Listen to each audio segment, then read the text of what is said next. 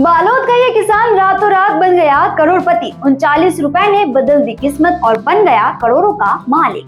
क्या है इसके पीछे की कहानी, जानेंगे इस वीडियो में। तो नमस्ते, मैं सोनी और आप देख रहे हैं वयम छत्तीसगढ़। छत्तीसगढ़ के बालोद जिले का एक किसान अब बन गया है करोड़पति। गुरूर ब्लॉक के भोथली गांव में रहने वाले कीर्ति कुमार साहू ने ऑनलाइन गेमिंग ऐप ड्रीम 11 पर आईपीएल सेमीफाइनल में सिर्फ 39 रुपए लगाए और जीत लिए पूरे 4 करोड़ रुपए। कीर्ति कोई बड़ा व्यापारी या गेम एक्सपर्ट नहीं, एक आम किसान है और खेती करता है। वो खुद बताते हैं कि मैं YouTube से गेम खेलना सीखा और 2 साल से ड्रीम 11 खेल रहा था।